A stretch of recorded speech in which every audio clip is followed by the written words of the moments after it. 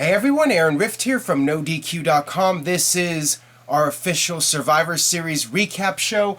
I am being joined by good old JM, Jeff Meacham, who is very shocked to say the least. Jeff Meacham, the very least. What did you think of that pay-per-view ending? Goldberg squashed Brock Lesnar. I am not kidding you. Brock Lesnar got beat in about a minute. He got 2 spears and a jackhammer, and that was the entire match. You forgot the part where Lesnar got shoved on his butt. That too. Your thoughts, Jeff? I never thought I would say this about a Goldberg match, but Brock Lesnar was beaten, victimized, and conquered by Goldberg. Now this was crazy. I mean, nobody saw this coming, and there are going to be so many different opinions about this match. Some people will love it, some people will hate it, feeling that WWE erased everything that they did with Brock Lesnar by having him end the streak and pushing him as this unstoppable monster. Of all the guys to lose to, he loses to Goldberg in record time. Not to Randy Orton, not to John Cena, not to Seth frickin' Rollins, not to any of these guys who have been proven commodities in the absence of guys like Hulk Hogan and The Rock and Stone Cold, all these guys last few years. We've had proven commodities that have been in the business with WWE, and he loses to a guy that's been out of the game 12 years. Yeah. I don't care what kind of story they tell me tomorrow. For right now, I'm flabbergasted. I'm confused. Well, you have to wonder if there was something else going on behind the scenes. I mean, well, there has to be. My initial prediction was that if there was any chance of Goldberg winning, it would be due to maybe Shane McMahon interfering. Right. Now, perhaps WWE had to call an audible. I mean, we're recording this right after the pay-per-view, so who knows what was really going on, if that was actually what WWE intended, to have Goldberg squash Brock Lesnar and maybe do a third match. I'm not sure, but we'll talk about the rest of the show here. In my opinion, the main event, the match that stole the show and made the pay-per-view for me personally, was the men's Raw vs. Smackdown match. I thought this was just so well done, well booked, very entertaining from start to finish. Everybody looked really good. You had a lot of different things playing out in this match. Except Shane's punches. And Shane did get the best of 2/3 of the Shield, which I'm sure some people were thrilled about. You and I are sitting here in the living room with Travis and Cassie going, What? I mean, we're like, really? Shane just doing these punches where he's not even connecting. It was awful. But, I mean, besides that, this match was awesome. You had the interaction between Jericho and Owens. You had Kevin Owens getting DQ'd for using the list of Jericho, and then Jericho mourning the destruction of his list, getting beat. And kind of giving a little look at Owens like, hey. Yeah, I know. So we might have a little bit of a thing going into maybe Roadblock. Yeah. Between the two of them. So I thought that was well done. Yes. You had the AJ Styles saga with Dean Ambrose, with the two of them arguing, and AJ costing Ambrose the match. That will play into the Undertaker's warning. Yeah, we'll see about words, that, AJ. I'm telling you. And then Ambrose coming back out and helping his Shield brethren destroy AJ for elimination. Right. Triple powerbomb through the table. There was dissension. I know they're facing each other in 2 weeks, and that's fine. But remember what the dead man said. They almost lost because of that. There will be hell to pay. Yeah, so there were a couple of scary spots in this match. I mean, there was the one spot where Braun Strowman was going on a rampage, and Strowman looked really good in this match. Strowman looked good. Grabbed AJ and threw him over the top, and AJ's back landed on the apron. And almost a casket-like spot. Yeah, it reminded me of the 98 Rumble with Shawn Michaels. That was really scary. That ended Shawn Michaels' career for 4 years. That's nothing to sneeze about. That's kind of ridiculous that they had that happen.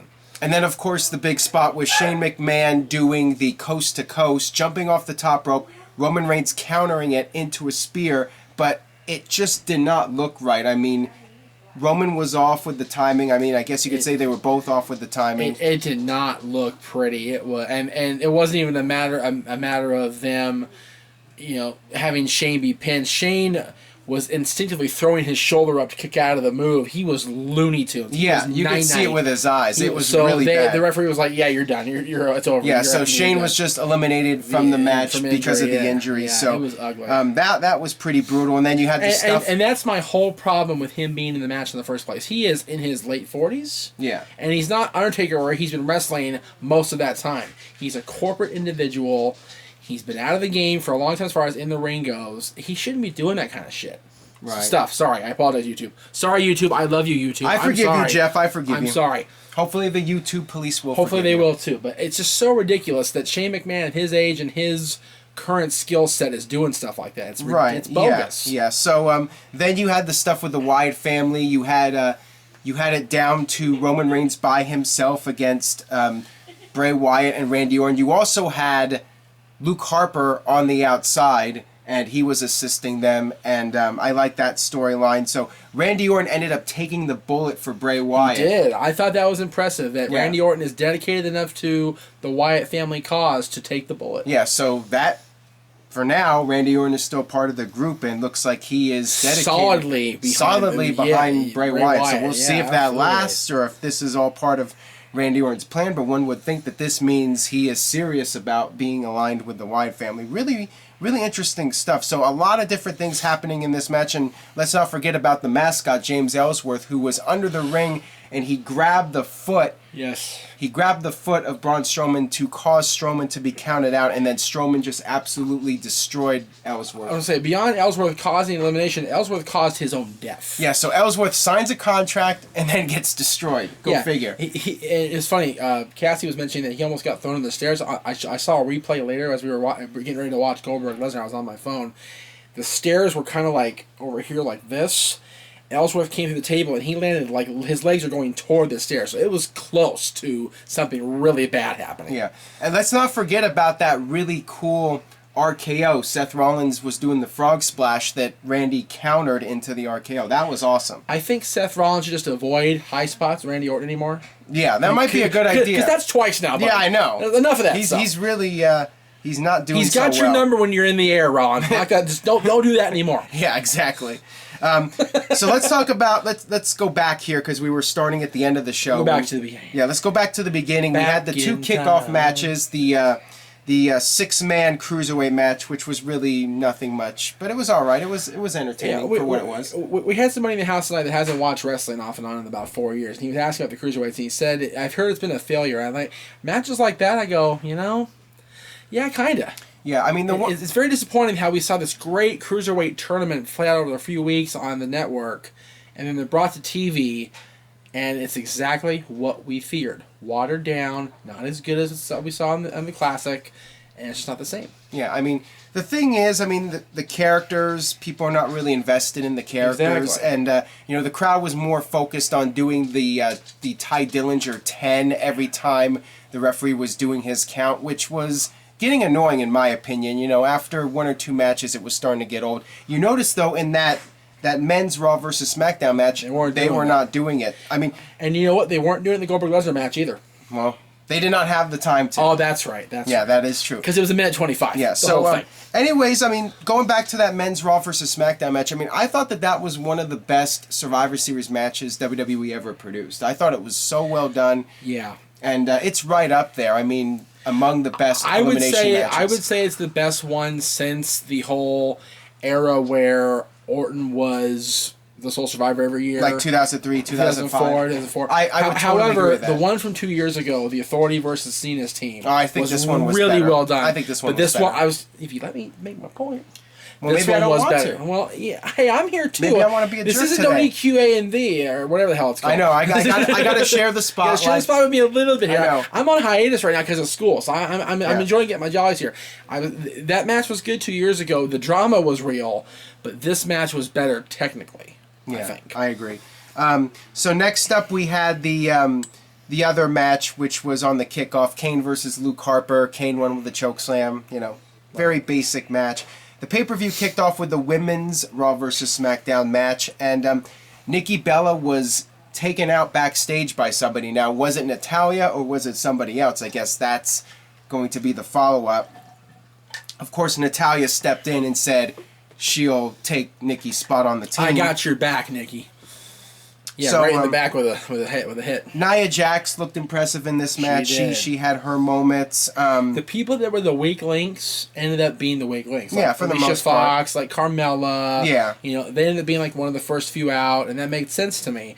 This one told a good story from start to finish. I liked that Charlotte used Bayley essentially to get the win for the Raw team, for the Queen's team, and then she just brutalized the peasant Bayley. Yeah, and that leads into probably the Rumble. And Becky was the last person on. Becky was the last person on the SmackDown. So the champion survived last, so that makes sense, and it was very well told. Yeah.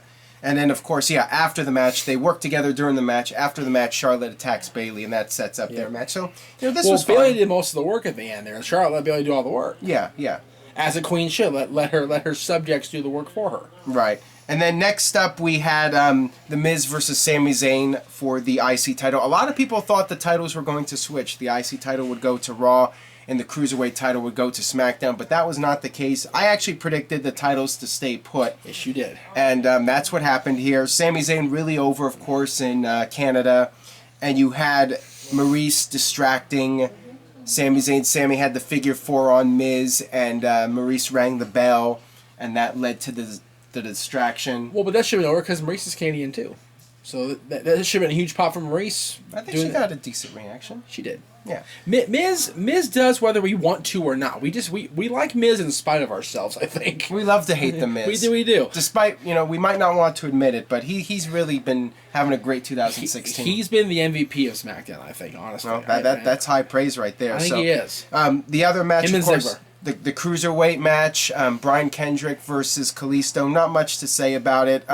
Baron Corbin came out and he attacked Kendrick first, which caused the DQ, and then he went after Kalisto. So he made sure he cost Kalisto the match, and then he obliterated Kalisto, and Brian's going to talk to him on So Tuesday. I guess Baron Corbin is doing the Kevin Nash gimmick. He's not a fan of the vanilla midgets. Because he did say vanilla midgets. What did he say? Like pests. Little pests. Little pests. And he got in Brian's face, called him little pest. He should just go with the vanilla midget phrase. Well, but the thing is, we're not in 2000. Although Kevin Nash might try to sue him. And we have to be PC now. Yeah, that's so true. We can't do that. No, you can't say midget. Can't say midget. Vanilla little person. Vanilla pest. Vanilla pest. There you go. Yeah. All right. And then we had the... as opposed to a chocolate pest, which is tastier. Somehow. Yeah. So we had the tag team Raw versus SmackDown match. New Day came out. They eliminated Breezango. No surprise. But then the big surprise is immediately New Day gets eliminated. So I thought this was like a huge squash of the New Day, but that was nothing in comparison to the squash to what happened later with Brock Lesnar. But still, these guys are the tag team champions. These guys have been champions for almost 460 days, I believe, is the count. I'm not right. I don't know the exact count. I don't have it in front of me here, but they're the guys in the Raw tag division. They've been the guys in the tag team division, period, since SummerSlam last year, and they lose in the opening elimination for their team. That's ridiculous. I don't care who the opposition is. Considering the Usos, they made it to the end, and they were the last surviving team for SmackDown, and they lost. But for them to beat the New Day right off the bat only helps the SmackDown tag division and the Usos. It does nothing to enhance the further overness of the New Day and the Raw tag team titles. That just really surprised me. I don't get it. And I think Jordan and Gable should have had a better showing. I guess I would have liked to have seen them maybe last until the end. If they were not going to win, at least make it till the end. I don't know. I just felt it should have been more of their This was definitely the weakest of the 3 elimination matches. I would agree on that. Easily. And at this point, I felt like the show was really starting to drag. That's a problem with the 4-hour shows. We were also getting annoyed with the constant 10, 10, 10 stuff. It was getting obnoxious after a while. So, one positive about the Goldberg thing is we didn't get a 4-hour show. That relieved me a little bit. 3.5, baby. It's barely 8 o'clock now as we're recording this, and I thought we would still be watching the damn show. Yeah, we should be still watching in theory. So overall, very interesting show, entertaining. It dragged at some points, but the high points were really good, and a lot. And the surprise factor was off the chain. God, I'm still sitting here going. Yeah, I wish we had the cameras rolling when that match was over. Yeah, my phone and my Roku remote went into the chair next to me. I wish I had like an old TV or something that you could have broken. We could have done like a viral video, like some of those guys something. do. I know That would have been awesome. But anyways, we had one a few weeks ago. Yeah. Anyways, that'll wrap it up for this video. Thank you guys so much for checking it out, and leave a comment. Let us know what you thought about the pay-per-view, what you thought about Goldberg versus Lesnar. Do you like the finish? Do you hate the finish? Are you very confused? What do you think is next? We're here to talk to you. Let's have some group therapy and discuss this. This is a very... Let's all get through this together, ladies and gentlemen. Yes. And even you. Yes, you. Yeah. So, follow Jeff at twitter.com/_Jeff Meacham. You can follow me at facebook.com/AaronRift. NoDQ.com will have all the very latest regarding the fallout from Survivor Series. What's going on with Goldberg and Lesnar? What's the future for Goldberg? NoDQ.com will keep you updated on all that, and we will see you next time.